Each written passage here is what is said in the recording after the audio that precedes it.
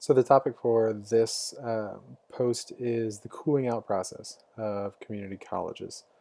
Cooling out process refers to the way a community college will shift a student's goals or oftentimes reducing the student's goals to something that may be more in line with their ability or with their means. Um, so essentially, it's what it says it is. It's a cooling down of ambitions. A student that really wanted to transfer uh, from a community college into a four-year college, but it takes them 3 semesters just to get out of remedial classes.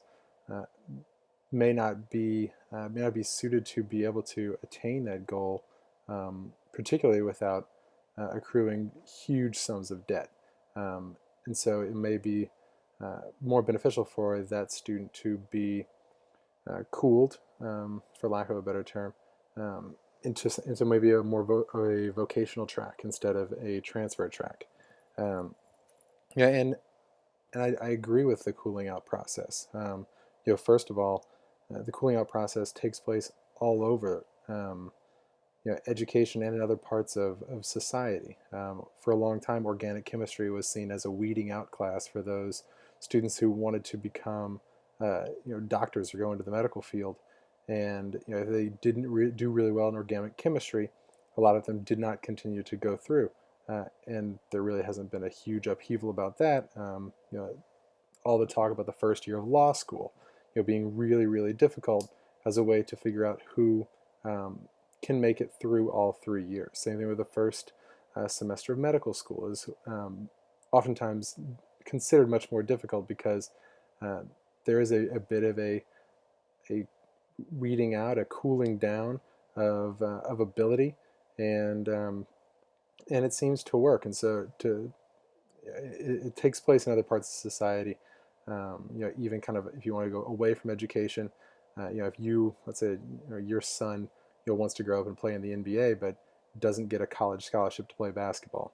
It's not that he didn't get a chance to play basketball all through his life, but at some point he wasn't going to go play professionally, and so society had a way of cooling him off by him not being, not playing collegiately, not being offered a scholarship, kind of shifted, I'm sure, uh, his aspirations of what he wanted to do.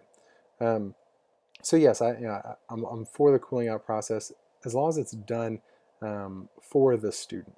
As long as there's a system in place, whether it's a vocational track, um, something where you're not just immediately disregarding the student, you're not just sending them home.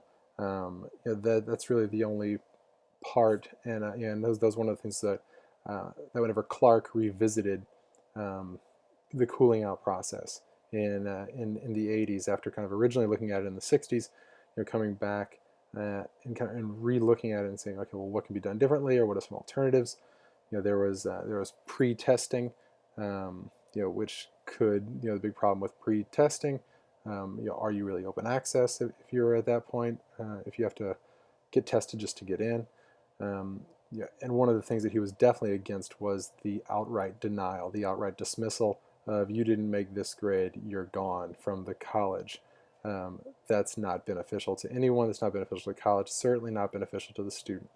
And so, cooling out can really be a way for to reinforce that maximum effort is going to be required, but really set up people to succeed.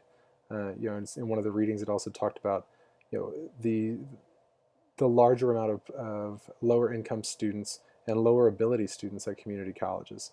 In some ways, there is a much higher expectation that they will fail, and therefore having some sort of cooling out process allows them to still succeed. Succeeding doesn't necessarily need to be transferring from a 2-year college to a 4-year college. For some students, succeeding might be getting through and getting a full-time employment, which not only helps them but may help their family in years to come. And so the cooling out process, if done correctly, and if done really with a culture of support, can be a great thing for community colleges.